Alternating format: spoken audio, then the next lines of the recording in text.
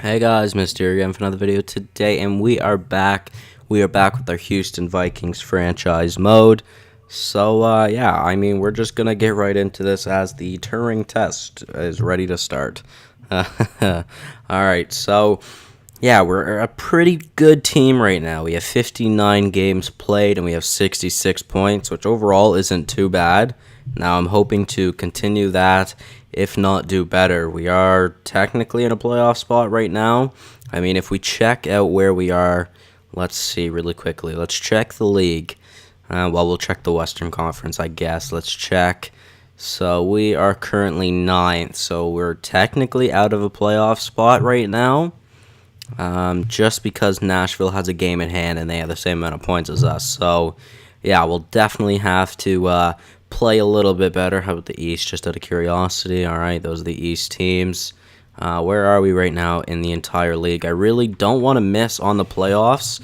Even if we get eliminated in the first round, it would be much more worth than missing out on the playoffs. So, I mean, if we look at our stats right now, it's really, there's not that elite player. Like, Pasternak is obviously doing good. 48 points in 59 games. Doughty, 48 points in 59 games. Johansson, 46 points in 59 games. Dabrowski's doing really good, 45 in 59. Burakovsky's actually doing really good. DeBrincat and Hischer's doing good. Shattenkirk's doing good. That's why I brought him here to play offensively with Doughty.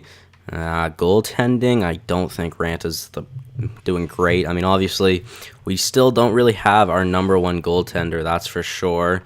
Now, let's just, out of curiosity, let's check out the entire league. Because obviously, I showed you guys in the last episode that I might be making a trade in this episode. Holy shit. Oh my god. Connor McDavid, up to a 97 overall, has 90 points in 59 games. He's gonna hit 50. He's gonna hit 50 goals this year. He's almost on pace for a goal per game right now. That is ridiculous. What is his shooting percentage? Oh my god, he has 37 power play points, 17 power play goals. Only 4 game-winning goals, though. He has a 22% shooting average. Holy shit, he is doing insane. Who is on the top line with him? I mean, I'm assuming Draisaitl would be. Now, I mean, who else would be there? You know what, let's go check out of curiosity. Let's see, who else would be on this Edmonton line? So McDavid, Draisaitl. I mean, Draisaitl has 64 points. Don't get me wrong, that's a lot of points, but Jesus, how does McDavid have so much more? I mean, usually McDavid's first-line center, Draisaitl second-line center, then Lucic and Puljujarvi would normally get on that second line. Nugent Hopkins usually plays left wing, like in the Sims, so I don't know how. Clefbaum isn't even really getting that many points. Keith Yandel, I think, definitely helps them, though, offensively. Damn, that is crazy. How does he have so many points? That is ridiculous. So let's go back to the entire league to show you why I'm here. So obviously we've got some good players. Colin White up here, actually, over a point per game player. I was looking at him, but we are going to make this trade from Mike Hoffman. So 60 points in 58 games. He will be a point per game player once we pick him up. Obviously, he is right now. He's over point per game.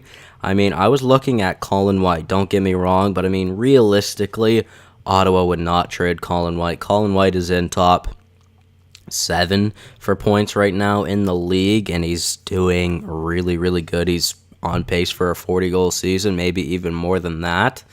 And he's their number one center. There's no way they would be trading him away. So Mike Hoffman, they still want to get rid of him, even though Hoffman and White actually do have the same value. I don't think it'll be...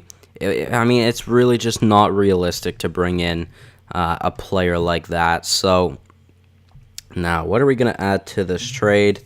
Alright, yeah, I've written it down already. So, I believe we might only need our first-round pick in this year, which, I mean, it could be a bit of a gamble. It could be a bit of a gamble, obviously, if we miss out on the playoffs. But I'm hoping EA won't hit me with the voodoo and everything will go as planned. I believe we might be able to get a third rounder in this trade as well. So I just want to show you. This is possibly the best line in the NHL right now. I mean, Mark Stone, he's over point per game. He has 62 points in 58 games. Colin White has 64 points in 58 games, and then Mike Hoffman has 60 points in 58 games. So Hoffman's actually really good. He has a 16.9 shooting percentage right now. Obviously, White and Stone are really good as well, but I mean, they all basically have the same value, but like I said, it's not realistic for them to give up White. I don't necessarily want Stone, even though he has more points. I want to bring in Mike Hoffman, so this might go through as it is, realistically. So you know what? I think I might go back to draft picks and see, or is there any prospects maybe? No, okay, no. Goalies? Nah, all right. Well, let's go back here. I definitely won't be able to get a second, but you know what? Let's try it. So our first this year for Hoffman and a second in this year. Proposed trade rejected. Yeah, I figured. So you know what? Let's try a third in this year's draft, and you know what? We'll just add. Yeah, we'll try a fourth in this year's draft as well. This should probably go through. I'd be shocked if it didn't, to be honest. So let's go. Proposed trade. Trade rejected. Really. Get rid of the fourth. Proposed trade there. Trade accepted.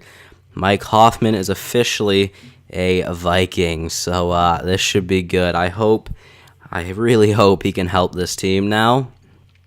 Oh man, I forgot to add something into that trade that was going to make this much, much easier.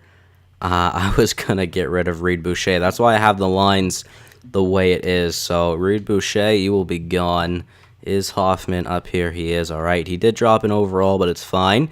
He'll be getting that first line ice time. He is listed as a second liner normally, but still, he's the best player on our team on paper, maybe. Well, arguably, at least. He is definitely the most point prolific player on our team.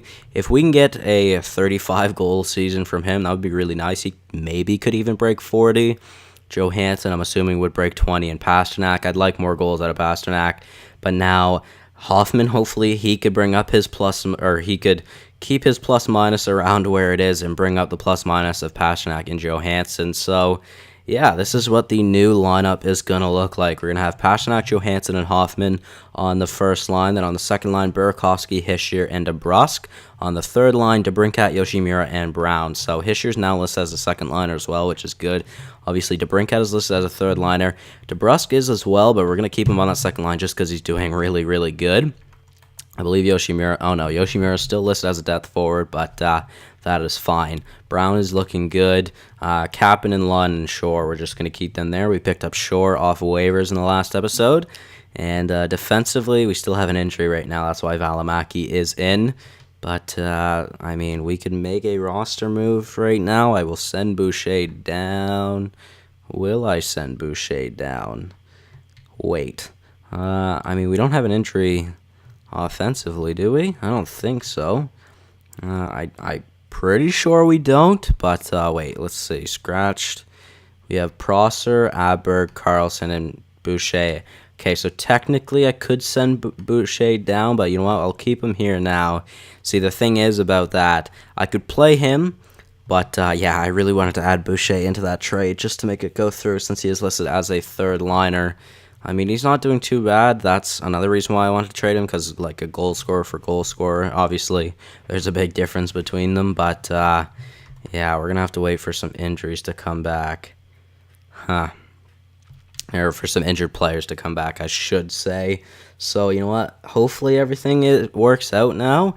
That is the only trade I'm going to make, actually. I do want to make sure that Hoffman is on the power play, because I definitely need him to be there. So Hischier, get the second line time. Man, what am I going to do here? DeBrincat, we'll keep, DeBrusk for Ouellet. Yeah, then Ouellet will switch out, and we'll give ice time to Mike Hoffman. We'll give him the first line time. 4-man power play.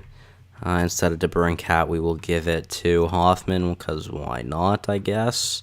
Instead of Ouellet, though, we will put in DeBrincat as well. All right. penalty kill. Hischier, Shore, Brown, Hoffman instead of Hoffman. We'll have Yoshimura. What do we have? Yoshimura. We'll have Lund, that's for sure. I mean, he's listed as a fourth liner, I believe. So, yeah, he shouldn't really complain about ice time no matter what. Keep Hischier there, though. We'll also keep there. 3-man PK, Hischier, and Yoshimura. We'll give Yoshimura the top 3-man. And then, should I put someone else in? Kapanen. No, you know what? We'll put Burakovsky in. Is his defensive stats half decent? They're okay, whatever, that's fine.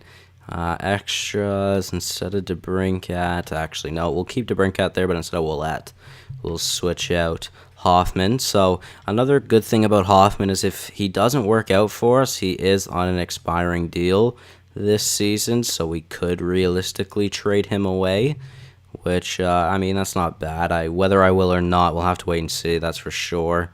But yeah, I mean, we'll probably keep him. Second line, third line. I want to put Hoffman in here somewhere, but for who? You know what? We'll just take DeBrincat out, and we'll put Hoffman in. Let's see. Left wings, put Mike Hoffman in. He should be happy with his ice time. Shouldn't complain at all. Instead of Doughty, I will put in Hoffman as well. He's probably got one of the better shots on the team.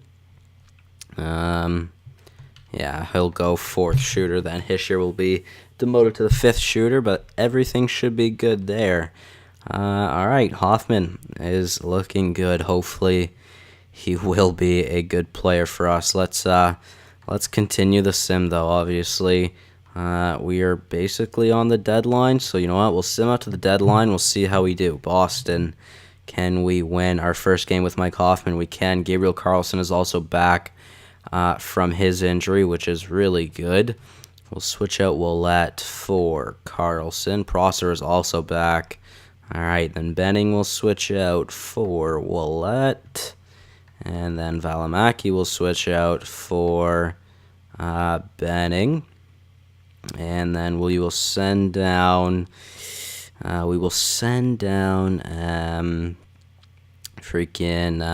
Valimaki, yeah. So he has grown a little bit, which is good. I'm scared that this might stunt his growth. Sending him down, he's not waiver eligible, which is good. Is Reed Boucher, though? He is. So you know what? I could lose Boucher. I really don't care if I do, but Valimaki will make it down. That is fine with me. No, all right, so he did get claimed. All right, well, I mean, that's not that big of a deal. I really don't care that much. Korolev, I was giving the top line time to, so we'll switch out Korolev for Valimaki, who is arguably our best defensive prospect, and then we'll switch out Salo for Korolev, and Afanajenov can play there. Yeah, okay. That should be good then. So yeah, Valimaki, he didn't change at all, which is good. And Reed Boucher did get picked up on waivers as well. So, all right, well, I mean, let's continue the sim to the deadline. I mean, we could check the trade block again, see if there's anybody else we want to trade for. Nate Prosser's back. That's fine. He is our depth forward. Roman Lyubimov, no thanks. I'm just not even going to worry about him. 6-4 win over Minnesota. 4-3 win over Anaheim. And we're basically at the block now, so I don't want to trade any prospects right now. 5-3 loss before the deadline, but we now are 34-25-4, which isn't bad. Let's see, how did Hoffman do? Okay, he hasn't gotten a point yet. That's unfortunate, but we are now in third. So realistically, he has helped us, I guess, because we've been doing better. Even though he hasn't gotten a point, which, did he get a point? No. He had 60 points in 58 games, I believe. I'm pretty positive, yeah. No, he hasn't gotten a point. I was going to write it down, but I'm like, nah, I'll remember it. But yeah, apparently I did not. Now, Alex Goligoski, it's a pretty expensive contract. Trevor Daley, I mean, could bring in a better defenseman for 1 year. He is listed as a top 4. He's actually a pretty solid defenseman. and there's a chance he could retire this year as well. It's a pretty big cap hit. We'll come back to Arizona. We don't need a backup goalie, realistically. I mean, I'm not going to bring one in. Trevor Van Riemsdyk, that's an expensive contract for 77 overall. Anisimov, I was looking at. He's not bad, that's for sure. But I don't know, really. I really don't know where he... Well, I mean, really, he could play... Oh, wow, he's actually not very good at faceoffs. Never mind. You know what? He could play second-line left wing, maybe, and then we send DeBrusque down to the third line. I don't know. We'd have to think about that as well. Nobody on the Avs. Nobody there. Nobody there. Henrik Zetterberg is still there. I mean, he's on an expensive deal. I really don't know how I feel about that. Tyler Bozak. Maybe. I mean, it's a possibility. Clutterbuck, no. Spezza, no. He could even go to free agency if I really wanted to get him. He's not even that much help realistically, so not worth taking his contract on. Vlasic would be sick to bring him in for the top four, but I mean, his contract's really not that bad. I just really don't have the assets to trade for Marc-Edouard Vlasic. I mean, if we were to go and see, let's see, where or what could I use? I feel like I'd have to use Herbass, which, to be honest, I don't necessarily want to. I would definitely go through, but I don't want to give up on Herbass just yet. I mean, there's no reason to give up on him. And, I mean, what if he is better than Luukkonen in the future? That would make me look like an idiot for trading away Herbass. But, yeah, so you know what? I'll hold off on that. St. Louis, nobody. Shoshnikov, Erickson and Gabrowski, no thank you. Crawford, I mean, I was thinking about Crawford in the last episode as well. Definitely bring in a better starter, but he's kind of a rental. I mean, he could even go to free agency. I don't think I will go with him. Same thing for Anderson. He more than likely will retire this year. He's 38 years old. So let's go back to Chicago. Anisimov wouldn't be bad. He is, like I said, though, he is on quite an expensive deal. He is definitely more of a two-way player. It's just, what would I have to give up in order to trade for him? Let's see, value-wise. Well, I mean, we could give up on some unsigned prospects. Croston, maybe. I mean, 57 of 20 isn't great. He has a low top four.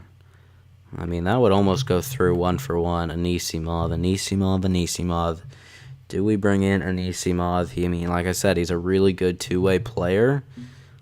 He's not necessarily on the greatest team.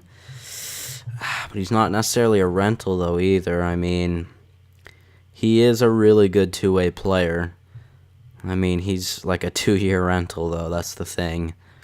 Don't know how I feel about that. You know what? I'm going to hold off on making another trade. And, the way our team looks, that is how I'm going to continue the season. So, hopefully Hoffman can get a point in a Vikings jersey. That would be really nice. But we'll sim to the end of the season now. And hopefully not drag this episode on for too much longer. We'll have to wait and see.